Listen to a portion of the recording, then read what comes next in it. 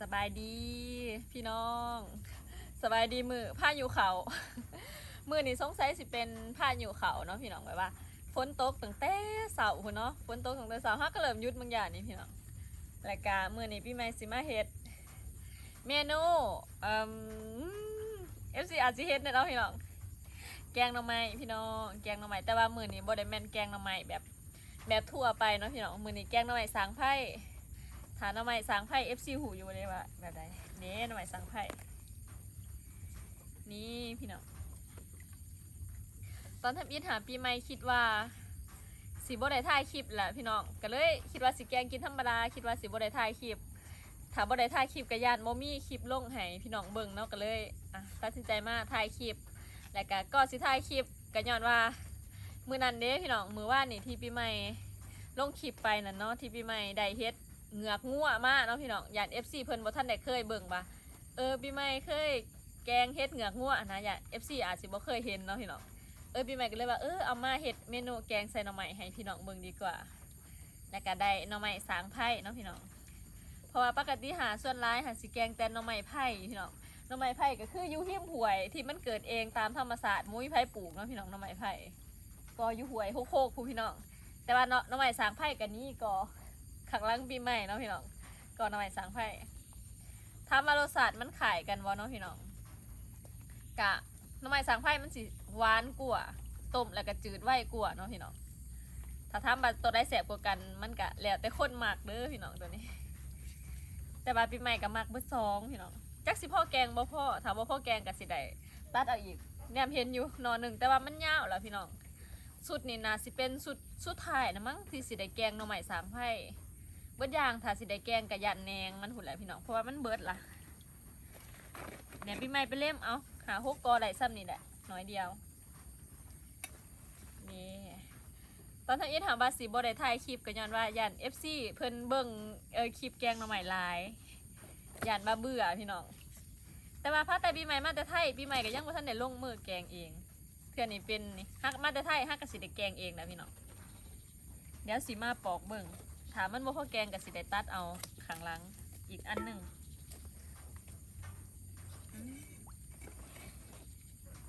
สิเป็นแกงร่วมพี่น้องมื้อนี้สิเป็นแกงร่วมเพราะว่าอย่างเพราะว่าปีใหม่ถือของมาแกงหลายอย่างสิมีทั้งหมากปีใหม่สิแกงใส่หมากหรือว่าฟังไทยเพิ่นสิเอิ้นว่าฟักทองเนาะพี่น้องฟังลาวเอิ้นว่าหมากมีหมากมันแซ่บพี่น้องมีหมากมันที่ปีใหม่สิแกงใส่แล้วก็มีหมากแข้ง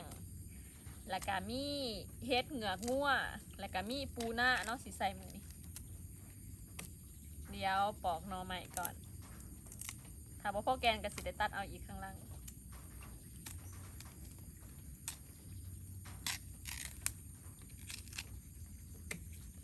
แต่ว่าหน่อไม้อันนี้มันขั้นค่ายเลยพี่น้องขั้นถ้าจับมันขั้นหน่อไม้อันนี้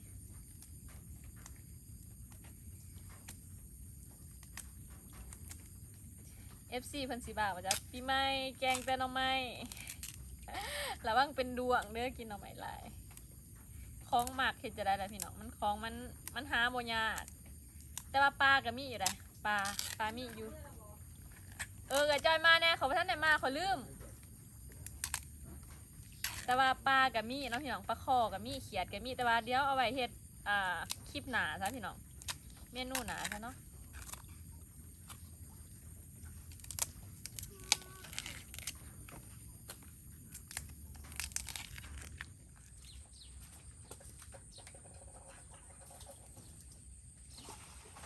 หลังเนี่ยช่วยกันดีกัน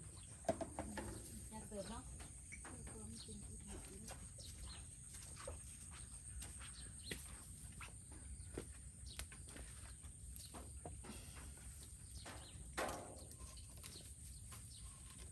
น่ะใครได้แปลงกินเนาะ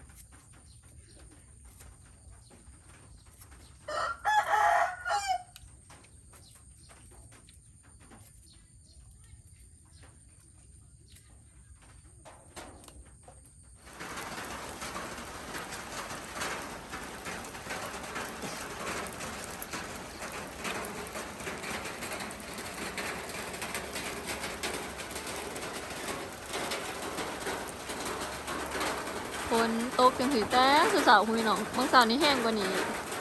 นี่ว่าเริ่มห่วยละสงสัยน่าสิเป็นพายุเขาเด้อพี่น้อง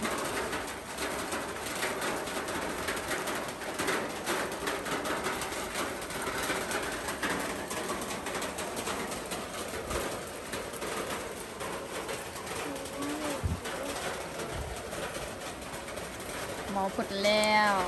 ใส่หมากแข็งลงไปด้วยมือนี้สิแกงใส่หมากแข็งมันแต่บ้านหมากแข็งใส่ตอนต้มเลยเพราะว่าหมากแข็งมันนั่นเปื่อยนะเปื่อยสิเปื่อย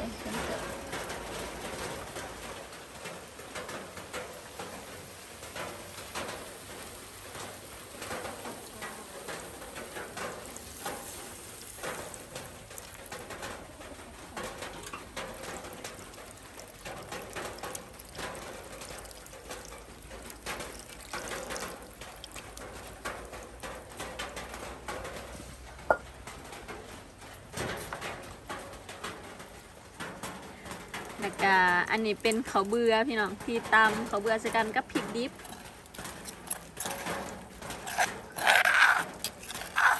สิได้มือนี้บ๊อบบี้บ่ได้มาพี่น้องฝนตกกันเลยบ่ได้มานี่ใส่ลงไปเลย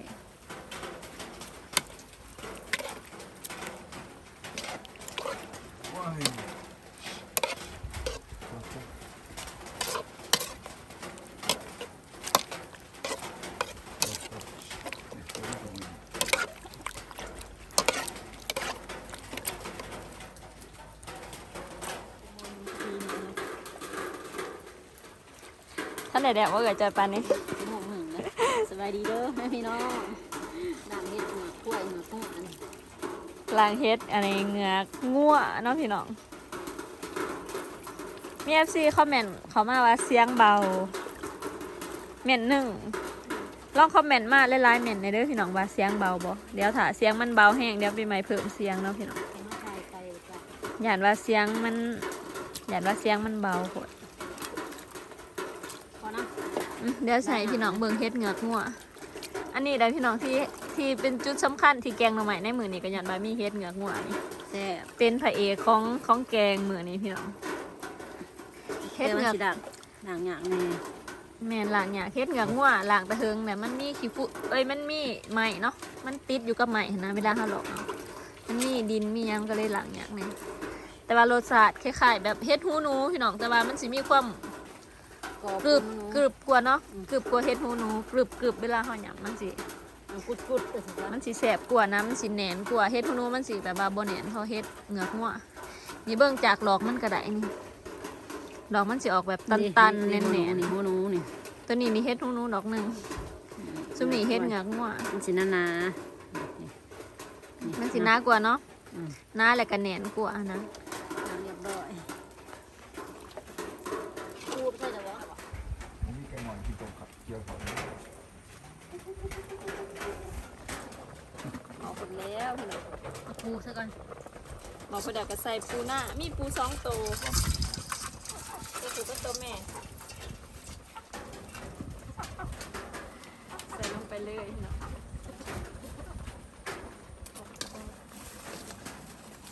ใส่เฮ็ดไป แล้วก็สิมาใส่พระเอกก็นางเอกตัวนี้เป็นพระเอกเนาะพี่น้องก็คือเฮ็ดเหงือกงัวเฮ็ดเหงือกงัวใส่ลงไปเลย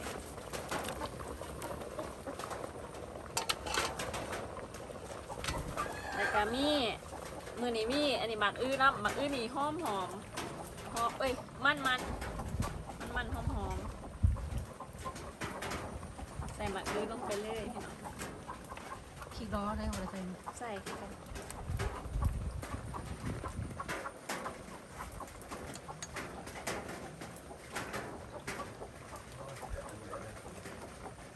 ตกเบิดมือพี่น้องเมยตกตั้งแต่เสาร์คือเบิดมือที่ตอก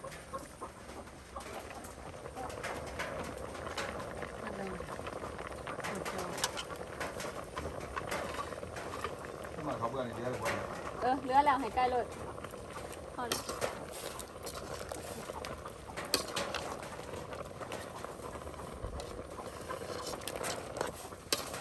ยวอีกแกงเกลือจะน้ำอะไรนะ พริกแดงดิเขาใส่อันนี้มันพริกเขียว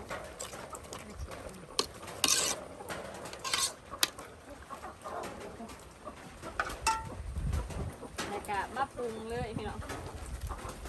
เป็นนัวหอมมาจากบ้านเป็นนัวพี่แบงค์ซื้อให้บ๊อบบี้อันนี้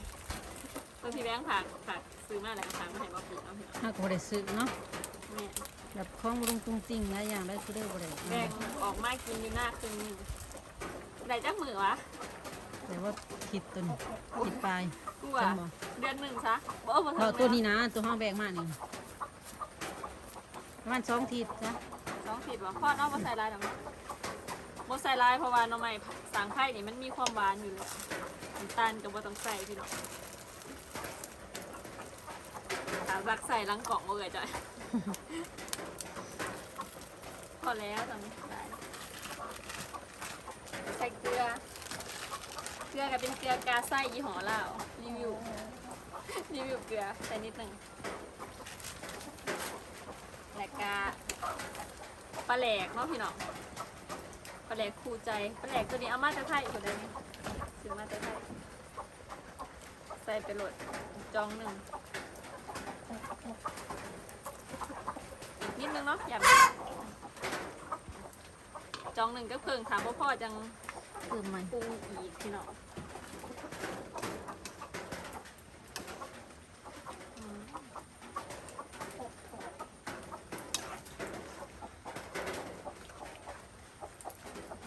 น้ำหน่อยคนมาจัด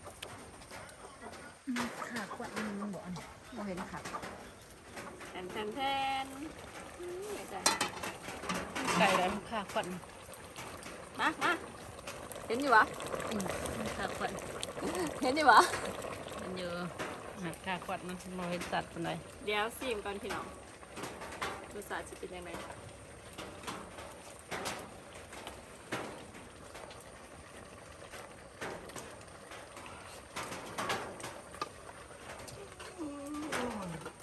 รู้สึกว่ามันหวาน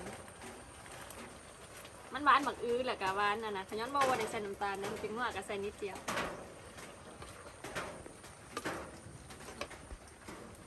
ใส่ผักขะแยงแล้วก็สิปรุงเลยพี่น้อง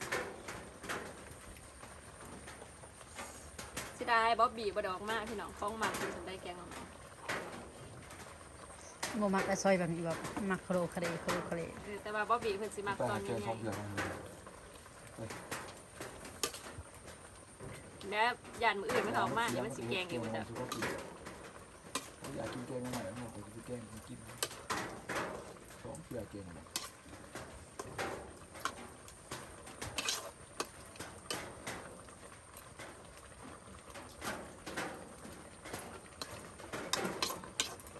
โอเค เอาไปปรุงแล้วก็สิข้างหม้อด้วยพักก่อน จะสิขังมาหลบข้างไปบ่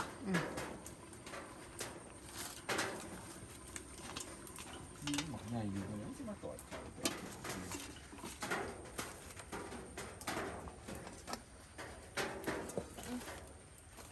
นี่ว่าเออเจ้าสิดวกอันนี้บ่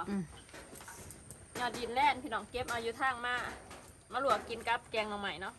เขาสั่นแต่สิคิ้วๆครับให้ เขากินดิบก็ได้แต่ว่าเขาดองด้วยไปเตรียมแตงผักขาวกัน โอเคกระจายขึ้นมาตัก กดเกลือกับอีกค่ะ มื้อนี้ไอ้แกนมาแล้วเนาะพี่น้องมาเพื่อนอันนี้ดีแม่เราเสียเนาะไอ้แกนแม่เราอายู่เท่าไรก็มี FC ถามได้ คนไป73 โอ้ คนเกิดซ้ำกันแล้วคนไป73เนาะพี่น้องจะรับเป็นพญาติอีหยังเลยเนาะ 73ได้ยัง เป็นพญาติหลายอย่างนี่แหละเนาะพี่น้องพญาติคนเฒ่าหลายอย่าง ตักเด้อ 72 73เลยนี่คือมันใช้เกียร์กันเนาะ บ่ได้ใส่เขียดมา ทำไมเจอ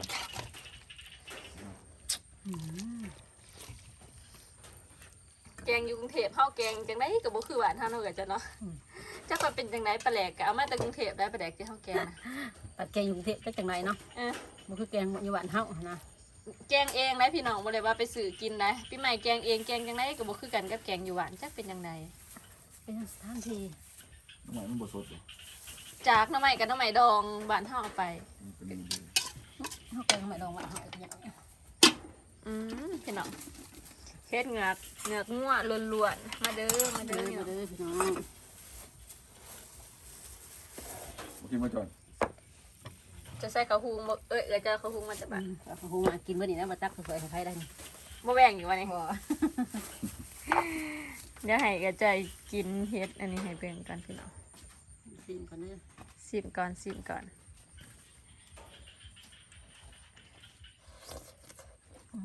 หอมกระปุก กึบบ่ ครับทำกุดๆแบบคือให้นู้จะบ้านเกี่ยวกุดๆให้นู้ เขาว่ามันมีความกรึบก่อนเนาะเขาว่าสิว่ากรอบก็บ่แม่นได้มันหยังกรึบ มาเด้อมาเด้อ มันก็บ่ได้ค่อยมีได้สำเฮ็ดฮูได้พี่น้องเฮ็ดฮูนูยังหาง่ายกว่า มึงก่อน เอารถแล้ว ให้คุณจอยเป็นคนเปิดเนาะพี่น้อง ให้กระจายเป็นคนเปิด พักอันนี้ลองซิมค่ะบ่ได้เขาบ่ได้กินเฮิงล่ะ กินดิบมันใครกลัวเขา กินดิบแซ่บกว่าบ่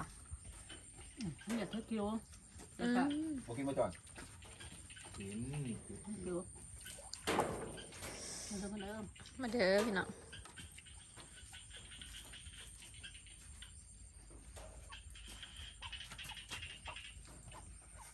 จ้ะมา กินเฮ็ดอันไหนอีกวะคะเฮ็ดเหงือกงัว เขาด้วยพี่น้อง กินข้าวเพลนเด้อติบข้าวหอย เดี๋ยวกินข้าวเพลนก่อนเนาะพี่น้องให้กระจายเป็นคนเปิดเดี๋ยวพี่ใหม่ก็สิตามดัง มาเด้อ